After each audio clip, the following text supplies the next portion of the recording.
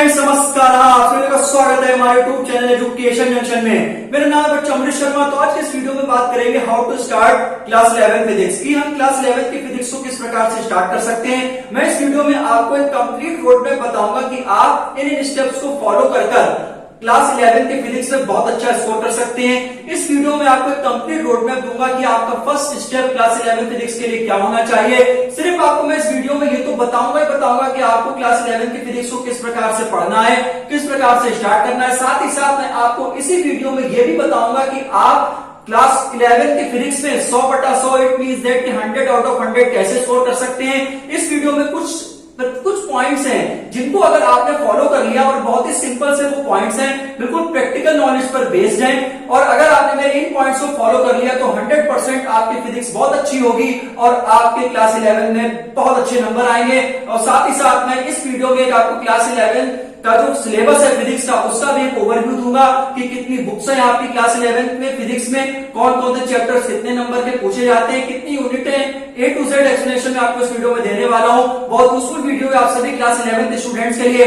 तो बिना किसी देरी के इस वीडियो को शुरू करते हैं। जैसा कि आपने क्लास 9 में फिजिक्स पढ़ी थी, तो आपने क्लास 9 में कुछ ऐसे ऐसे टर्म सुने थे, कुछ ऐसे ऐसे चैप्टर सुने, या फिर कुछ ऐसे ऐसे वर्ड सुने जो आपने पहली बार सुने थे। सिमिलरली क्लास 11 में भी आपके साथ ये होगा कि ऐसे बहुत से कंसेप्ट्स होंगे, इसमें डेरिवेशन ज्यादा होंगे, और ऐसे बहुत सी ऐसी चीजें होंगी जो आपने पहली बार सुनी है। बस क्या है, आपको डरना नहीं है, पूरे साल आपको मेहनत से पढ़ाई करनी है और बने रहना, घबराना बिल्कुल नहीं है। तो मैंने अपने हेडिंग में लिखा हुआ है कि how to start class 11 physics and also score 100 out of 100। तो सबसे पहला पॉइंट मैं आप सभी के लेकर आया कि नो योर प्रॉपर सिलेबस, कि आप क्लास 11 का जो आपका प्रॉपर सिलेबस है वो आप अच्छे से समझ लीजिए कि आपके कितनी बुक्स हैं, कितनी यूनिट्स है। वो भी मैं अभी आप जैसे जैसे वीडियो बढ़ेगी मैं आपको सब कुछ बताऊंगा। रजिस्टर में अपने पहले पेज पर आप बिल्कुल अपना कंप्लीट सिलेबस लिख दें। आपको अपना प्रॉपर सिलेबस पता होना चाहिए। अगर जब तक हमें सिलेबस ही नहीं पता है तो हम कैसे तैयारी करेंगे। सीधे ये नहीं कि बुक्स उठा ली और बस पढ़ने लगे, तो ऐसे पढ़ाई नहीं होती है। अपने रजिस्टर में पहले ही पेज पे लिख लो कि हमारा प्रॉपर सिलेबस क्या है क्लास 11 का, कौन कौन से चैप्टर कितने कितने मार्क्स के आ रहे हैं, वो सब अपना बना लो। तो उस हिसाब से तैयारी शुरू करो। तो अगर आप अभी से या फिर आज से आप ये हमारी वीडियो देख रहे हैं, तो आप सबसे पहले पेज पर एक रजिस्टर पर बढ़िया से अपना प्रॉपर सिलेबस लिख लें और प्रॉपर उसी हिसाब से अपनी तैयारी करें। सेकंड स्टूडेंट्स पॉइंट में लेकर आया हूं, नो मतलब मेक योर नोट्स प्रॉपरली। इसका मेरा सबसे कहना है कि आपको किसी से भी नोट्स की फोटोकॉपी नहीं करानी है। आपको अपने खुद के नोट्स बनाने, सेल्फ हैंड रिटेन नोट्स बनाने हैं। किसी ना दीदी से ना भैया से आपको किसी से भी नोट्स नहीं लेने, क्योंकि अपने ही नोट्स सबसे ज्यादा अच्छे होते हैं, अपने ही नोट्स समझ में आते हैं। ना ही अपने नोट्स किसी को शेयर करो और ना ही किसी दूसरे से नोट्स मांगो। आप जहां पर भी कोचिंग पढ़ें, चाहे ऑनलाइन टीचर से पढ़ें चाहे ऑफलाइन टीचर पे पढ़ें, आप उनको ब्लाइंडली फॉलो करें। जो वो आपसे कहें आप उनकी बात को माने, और जो आपको नोट्स बनवाए उसको आप अपने प्रॉपर नोट्स बनाइए। और बिल्कुल जो नोट्स होने चाहिए वो आपकी खुद की लिखाई से होनी चाहिए, और नोट्स को बहुत ही सुंदर, बहुत अच्छे से बनाना, ठीक है। तो उसी से आप अपनी आगे की तैयारी करना। तो पहला पॉइंट तो आप समझ रहे हो कि सिलेबस को बहुत अच्छे से समझ लेना, उसको अंडरस्टैंडिंग लेवल आपका अच्छा होना चाहिए उसमें, ठीक। उसके बाद जो है आपको नोट्स अपने प्रॉपर अच्छे से बनाने हैं। उसके बाद focus upon NCERT selected question. मतलब बेटा एनसीईआरटी को देखिए, अगर आप बिना किसी लेक्चर को, सबसे पहले तो आपको लेक्चर पढ़ना है। लेक्चर पढ़ने से पहले आपको एनसीईआरटी किताब नहीं खोल के देखनी है। अगर आपने लेक्चर पढ़ने से पहले और अगर आप उस चैप्टर के बारे में कुछ नहीं जानते हैं तो आपको एनसीईआरटी बुक नहीं खोलनी है। अगर आपने एनसीईआरटी बुक को खोला तो आप 100% डिमोटिवेट होंगे। तो सबसे पहले कंप्लीट लेक्चर सुन लें, या फिर सबसे पहले अगर आपके ट्यूशन में वो चैप्टर हो जाए उसके बाद आप एनसीईआरटी के कुछ सिलेक्टेड क्वेश्चन उठाएं, क्योंकि जो एनसीईआरटी का जो लेवल है वो बहुत ज्यादा है। जेईई मेंस और एडवांस उसमें क्वेश्चन है, तो आपको पर्टिकुलर टीचर्स बताएंगे कि आपके लिए कौन कौन से क्वेश्चन सिलेक्टेड है और आपको उन्हीं क्वेश्चंस को तैयार करना है, ठीक। तो तीसरा पॉइंट आई होप आपको समझ में आ गया होगा। चौथा पॉइंट है कंप्लीट योर सिलेबस इन दिसंबर जनवरी। मतलब आपको अपना क्लास 11, देखो क्लास 11 की फिजिक्स थोड़ी सी बड़ी है, सिलेबस थोड़ा ज्यादा होता है, तो आप अपना सिलेबस हर हाल में दिसंबर या फिर 15 जनवरी तक खत्म कर ले, ये आपके लिए अच्छा है।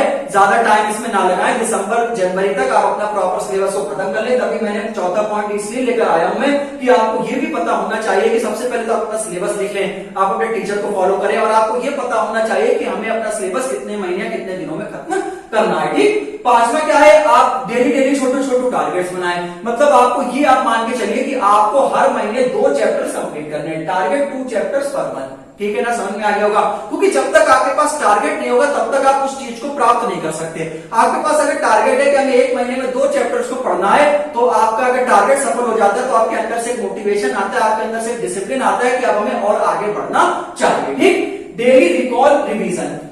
स्टूडेंट्स क्या करते हैं, पहले अपना सिलेबस करने के बाद जब आखिरी के 1-2 महीने बचते हैं तो उस टाइम पर रिवीजन करते हैं। तो उस टाइम पर स्टूडेंट्स क्या होता है, जैसे जैसे टाइम बीतता है और वैसे वैसे प्रेशर भी बढ़ता चला जाता है। क्या होता है, जैसे कि आप पहला चैप्टर पढ़ते हैं, दूसरा चैप्टर पढ़ते हो, जैसे जैसे आगे के चैप्टर्स आते हैं वैसे वैसे आपको आगे के चैप्टर से मजा आने लगता है और पीछे जो चैप्टर्स होते हैं वो बिल्कुल गोला हो जाते हैं, गोल हो जाते हैं, गायब हो जाते हैं। तो जैसे जैसे आगे के चैप्टर्स आते हैं आपको उसी में बहुत मजा आने लगता है और पीछे के जो चैप्टर्स है वो बिल्कुल कंप्लीटली आपके माइंड से रिमूव हो जाते हैं। और जब आप पहला चैप्टर पढ़ते हैं या जब दूसरा चैप्टर पढ़ते हैं तो आपको बिल्कुल भी समझ में नहीं आता है। उसके बाद आप पूरा सब कुछ आप क्या करते हैं कि फिजिक्स तो हमें समझ में नहीं आ रही, फिजिक्स बहुत कठिन है। 95% लोग सिर्फ यही गलती करते हैं, वो रिवीजन नहीं करते हैं। और रिवीजन करने का जो सही तरीका है वो मैं आपको समझाने की कोशिश करता हूं। रिवीजन करने का जो बेस्ट तरीका है वो सबसे पहला क्या है कि आपने कोई भी लेक्चर देखा या आपने कोई क्लास अटेंड करी, ठीक, उस क्लास को अटेंड करने के बाद आप अपनी बुक्स को क्लोज कर दें, ठीक है, आप अपने नोट्स को क्लोज कर दें, ठीक है। उसके बाद आप क्या करें, कम से कम 20 से 25 मिनट आप रिकॉल करें कि हाँ ये मैंने रूल पढ़े थे, ये मैंने डेरिवेशन करा था, क्या आप उसको समझ पा रहे हैं। अब आप कहेंगे कि सर अगर हमें नहीं याद आया तो नहीं याद आया, कोई बात नहीं, आप अपनी कॉपी को दोबारा खोलकर देखिए, उस दोबारा खोलकर देखिए, फिर से रिकॉल कीजिए। रिवीजन आपको डेली करना है, जितना आपने पढ़ा है डे 1 से, यहां मैं लिख देता हूं छोटा सा, डे 1 से आपको कंप्लीटली रिवीजन करना है, आपको आखिरी दिनों में रिवीजन नहीं करना है। शुरुआत से रिवीजन करते हो चलो, नहीं तो बहुत दिक्कत होगी, फिजिक्स बिल्कुल भी समझ में नहीं आएगी। और अगर फिजिक्स नहीं समझ में आएगी तो आपको बहुत भयंकर डिमोटिवेट होगा, ठीक है ना। तो बिल्कुल पहले दिन से जो भी आप अपने स्कूल में पढ़ते हैं, जो भी कोचिंग में आप पढ़ने आते हैं, चाहे वो ऑफलाइन हो चाहे वो ऑनलाइन हो, टीचर पर विश्वास करना है और आपको फर्स्ट डे से रिकॉल के साथ साथ रिवीजन भी करना है। दोनों ही बहुत जरूरी होती है। पहले रिकॉल करो कि हाँ ये चैप्टर हमने पढ़ा है, ये टॉपिक हमने पढ़ा है, क्या हमें समझ में आया। उसके बाद आप डेली रिवीजन करो, डे 1 से आपको रिवीजन करना है, तभी आप सफलता आपको प्राप्त होगी। और जैसे जैसे चैप्टर्स आगे आगे होते चले जाएं, पीछे के चैप्टर्स को भी कम से कम एक दिन ऐसा मान लो, 2 दिन ऐसा मान लो कि हमें उन चैप्टर्स को भी पर्टिकुलर सेम टाइम देना है। अगर आप उनको टाइम नहीं दोगे तो भले ही आगे के चैप्टर्स आपको आते चले जा रहे हैं लेकिन पीछे का आप भूलते भी चले जा रहे हैं, ठीक है ना। तो इस प्रकार से आप ध्यान रखना। अब स्टूडेंट्स में आता हूं 7 पॉइंट पर सैंपल पेपर। अब आप क्या करें, सैंपल पेपर्स ले लें, ठीक है ना, क्लास 11 में। क्योंकि देखो बेटा अब थोड़े से टीचर्स भी स्मार्ट हो गए हैं, वो है क्या करते हैं कि वो प्रीवियस ईयर से पेपर नहीं बनाते हैं। 11th-12th की मैं बात कर रहा हूं, ठीक है ना, क्योंकि अब उन्हें पता है कि हाँ बच्चा प्रीवियस ईयर से पढ़ा होगा या फिर उससे किसी सीनियर से गाइडेंस ली होगी, तो वो भी अब थोड़ा सा स्मार्ट हो गए। तो वो क्या करते हैं, थोड़ा सा अलग लेवल का पेपर बनाते हैं। और क्लास 11 के फिजिक्स में क्या होता है बच्चों, आपको अपने एग्जाम में ऐसे क्वेश्चन देखने को मिलेंगे जो आपने कभी पूरी जिंदगी में नहीं देखे। क्लास 12 में भी ऐसा होता है कि आपको ऐसे ऐसे क्वेश्चन बोर्ड एग्जामिनेशन में मिलने को मतलब मिलते हैं जब मतलब फिर आप वहां कहते हैं अरे क्वेश्चन हमने देखे नहीं है। और स्टूडेंट्स मैं आपको बता दूं क्लास 11 में आपको ये पॉइंट आगे है, मैं अभी से ही आपको बता दे रहा हूं, ये मैंने लिखा है, रट्टा नहीं मारना है, बिल्कुल भी आपको रट्टा नहीं मारना है। जैसे आपने क्लास 9 में रट्टा मार लिया, क्लास 10 में आपको फिजिक्स थोड़ी सी आसान लगी थी, क्या कुछ चैप्टर्स थे, कुछ डायग्राम थे, उसको समझने के बाद आपको एक कॉन्फिडेंस आया कि हमने क्लास 11 में फिजिक्स जैसा सब्जेक्ट लिया है। चाहे आप पीसीएमबी के स्टूडेंट हो या पीसीबी के स्टूडेंट हो या फिर आप पीसीएमबी के स्टूडेंट हो, आपको फिजिक्स तो पढ़नी पड़ेगी। तो फिजिक्स को आपको कंसेप्ट ओरिएंटेड बनना है, कंसेप्ट ओरिएंटेड से सवाल नहीं बनते, ये मैं आपको अभी बता दूं। अब सर इसका क्या मतलब है, कंसेप्ट आपको पकड़ के चलना है और सवाल ज्यादा से ज्यादा लगाने हैं। सवाल करोगे तो सवाल बनेगा। कंसेप्ट जब आपने सीखा तो सवाल ज्यादा से ज्यादा करो। अगर आप ये सोच रहे हैं कि हमने कंसेप्ट को बहुत अच्छे से सीख लिया है, हम बिना सवाल करे सवाल को बना लेंगे, कभी नहीं हो पाएगा। बिल्कुल जितने न्यूमेरिकल्स आएंगे इवन दैट सब गलत होंगे आपके। मैं अभी से आपको बिल्कुल बता दे रहा हूं, to students to be very honest, जितने ज्यादा से ज्यादा आप सवाल करोगे, मोर एंड मोर, जितने ज्यादा क्वेश्चन करोगे उतना आपका हाथ रमा होगा, उतनी ज्यादा आपकी प्रैक्टिस होगी, उतनी ज्यादा आपकी स्पीड बढ़ेगी। जब आप सैंपल पेपर लगाते हैं तो प्रॉपर 3 घंटे का आप अपने मोबाइल में टाइमर लगा दीजिए या आपके पास जो वॉच हो वो रख लीजिए। 3 घंटे में आप बिल्कुल ईमानदारी से विदाउट चीटिंग आप 3 घंटे बैठकर देखिए। क्योंकि यही सबसे ज्यादा समस्या स्टूडेंट्स के अंदर आती है कि वो 3 घंटों में बैठना ही नहीं पता। अब वो बैठते हैं, फिर वो 10 मिनट बाद कहीं जा रहे हैं, फिर वो आधे घंटे हुआ कि चलो थोड़ा टहल के आते हैं। तो इससे क्या होता है, आपका डिसिप्लिन टूटता है, आपका जो कंसंट्रेशन लेवल है वो आपका भंग होता है। तो इसलिए अगर कम से कम आप 4 से 5 सैंपल पेपर क्लास 11 में लगा के जाएंगे तो इससे आपकी आदत मजबूत होगी क्लास 12 के लिए। तो ये सब जरूर करके जाओ, आपको क्लास 11 में अच्छे मार्क्स भी आएंगे और ये आपका कॉन्फिडेंस क्लास 12 के लिए भी अच्छा होगा। ये मैंने लिखा है कि डिस्ट्रैक्शन नहीं, मतलब रट्टा नहीं मारना है, ठीक, डिस्ट्रैक्शन से बचो, ये सबसे ज्यादा है। मोस्टली आपके जो सीनियर्स होंगे वो कहेंगे कि अरे यार फिजिक्स तो बहुत कठिन है, फिजिक्स अगर तुमने संभाल ली तो तुम फिजिक्स को इतनी कठिन है ना कि तुम इसमें बहुत ही सबसे ज्यादा इसमें कंपार्टमेंट आते हैं, सबसे कठिन पेपर इसी का आता है, सबसे ज्यादा पेज इसी में होते हैं, समझ में नहीं आता, ऐसे ऐसे क्वेश्चन आते हैं, पूरा पेपर कभी पढ़ा नहीं आता। बिल्कुल भी उनकी बात को मत सुनो, क्योंकि तुम पढ़ रहे हो। सबसे पहली बात तो ये पेपर तुम्हें देना है, उन्हें देना हो नहीं देना उन्हें कोई फर्क नहीं पड़ता है, वो दे चुके तब भी तुम्हें कोई फर्क नहीं पड़ता। You getting what I am saying? उनके 100% आ गया, तुम्हें क्या मिल गया बता दो हमें? कुछ नहीं मिल गया। वो फेल हो गए, तुम्हें क्या मिल गया? कुछ नहीं मिल गया। लेकिन हाँ, तुम्हारे अच्छे नंबर आए, तुम्हें बहुत कुछ मिल गया। समझ में आया? तुम्हारे अच्छे नंबर नहीं आए, तुम्हें बहुत बुरा लगा, ये बात सच है। तो इसलिए बिल्कुल डिस्ट्रैक्शन से बचो, अपने आप पर भरोसा रखो, कॉन्फिडेंट रहो हमेशा। ठीक है, दूसरे जो भी कह रहे हैं अगर आपको उनकी बात सुननी है तो सुन लो, लेकिन अगर वो आपको भटका रहे हैं कि फिजिक्स बहुत टफ है या फिजिक्स में, तो उनकी बातों को निगलेक्ट कर दो बिल्कुल, क्योंकि ये जो निगेटिव जो थॉट्स होते हैं ये पावरफुल बहुत होते हैं। क्योंकि आप ये देखें कि निगेटिव थिंग्स लोग ज्यादा सोचते हैं और पॉजिटिव कम सोचते हैं। तो वो कहते हैं ना कि ज्यादा से ज्यादा पॉजिटिव सोचो, तो जितना ज्यादा पॉजिटिव सोचो उतना ज्यादा आपके माइंड हेल्दी रहेगा। मेंटल स्ट्रेंथ तो अपनी स्ट्रॉन्ग करो ही करो, साथ ही साथ बेटा अपनी फिजिकल स्ट्रेंथ को स्ट्रॉन्ग करो, एक्सरसाइज वगैरह करो, योगा करो, मेडिटेशन करो। ठीक है, हेल्दी फूड्स को खाओ जिससे कि आप जो है हेल्दी रह सको, जिससे कि आप टाइमली बैठ सको, एक डिसिप्लिन पर्सन बनो। ठीक, डिस्ट्रैक्शन से बचो, जो लोग कहते हैं उनको कहने दो। ठीक है ना, एक कान से सुनो, दूसरे कान से निकालो। तो जो अच्छी बातें हैं उनको आप यूटिलाइज करो और अपनी जिंदगी में आगे बढ़ो। सही। अब स्टूडेंट्स मेरा मानना है more and more question practice, ये मैंने आपको बता दिया है। ये जो बेटा 10 पॉइंट्स है ये आई होप आपको क्लास 11 की फिजिक्स में स्कोर करने में मदद करेंगे। अब स्टूडेंट्स मैं आता हूं आपके प्रॉपर सिलेबस पर, जो मैं एक ओवरव्यू दे देता हूं आपको। ओवरव्यू का मतलब होता है मैं आपको एक ऊपर से बता देता हूं कि ये आपके हैं चैप्टर। ठीक, देखो थोड़ा मैंने छोटा छोटा लिखा है, मैं बोल रहा हूं तो उससे क्या समझिएगा। देखो आपकी पहली यूनिट है फिजिकल वर्ल्ड एंड मेजरमेंट, जिसमें कि आपका फर्स्ट चैप्टर है बेसिक मैथमेटिक्स, चैप्टर 2 है यूनिट्स एंड मेजरमेंट। अरे सर क्लास 11 में 2 बुक्स है। हाँ भाई 2 बुक्स है। क्या चैप्टर ज्यादा है? बिल्कुल ज्यादा है। सिलेबस ज्यादा है? बिल्कुल ज्यादा है। पढ़ना ज्यादा पड़ेगा, हार्ड वर्क करना पड़ेगा। ये बेसिक मैथमेटिक्स क्या करते हैं, कुछ टीचर्स नहीं पढ़ाते हैं, वो सीधे सीधे चैप्टर 2 से इस्तेमाल करते हैं यूनिट्स एंड मेजरमेंट, जो कि इसमें इसका बेसिक मैथमेटिक्स से कोई खास यूज नहीं है।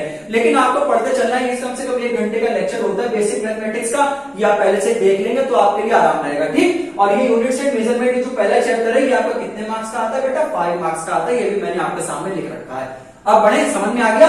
यूनिट 1 आपकी क्या, ये फर्स्ट बुक का बता रहा हूं, ये फर्स्ट बुक का है। जब सेकंड बुक का आएगा तो वहीं पर से मैं आपको बता दूंगा कि आपकी सेकंड बुक शुरू हुई है। अभी आपका फर्स्ट बुक है पार्ट 1। पार्ट 1 में आपकी पहली यूनिट है बच्चे फिजिकल वर्ल्ड एंड मेजरमेंट, जिसमें कि आपको बेटा पहला चैप्टर होगा बेसिक मैथमेटिक्स। लेकिन अगर आप एनसीईआरटी बुक्स में देखें और मोस्टली स्कूल्स में कोचिंग में यूनिट्स एंड मेजरमेंट ही शुरू किया जाता है, पढ़ाया जाता है, लेकिन बेसिक मैथमेटिक्स से पढ़ाया जाता है। लेकिन अगर आप देखेंगे तो यूनिट्स एंड मेजरमेंट 5 नंबर का पूछा जाता है। यूनिट 2 है काइनेमेटिक्स, मतलब डिफरेंट ब्रांचेस है फिजिक्स की। और काइनेमेटिक्स से मेरे बच्चे 2 चैप्टर आते हैं, मोशन इन अ प्लेन और मोशन इन अ एसएल का मतलब होता है motion in a straight line. ठीक, तो मोशन इन अ प्लेन और motion in a straight line आपका यूनिट 2 में 2 चैप्टर्स हैं। कौन कौन से? Motion in a plane, motion in a straight line, दोनों 5-5 नंबर के आते हैं। इट मींस दैट कि जो यूनिट 2 है वो आपकी बच्चे 10 मार्क्स की पूछी जाती है। यूनिट 1 आपकी 5 मार्क्स की पूछी जाती है, यूनिट 2 आपकी 10 मार्क्स की पूछी जाती है। मोशन इन अ प्लेन और motion in a straight line chapters मौजूद है। सही। अब बेटा हम आते हैं यूनिट 3 में, इसमें 4 चैप्टर आपके हो गए, 2 चैप्टर ऊपर और 2 चैप्टर ये। ठीक, अब आता है यूनिट 3 में लॉज ऑफ मोशन। इसमें खुद का एक ही चैप्टर है,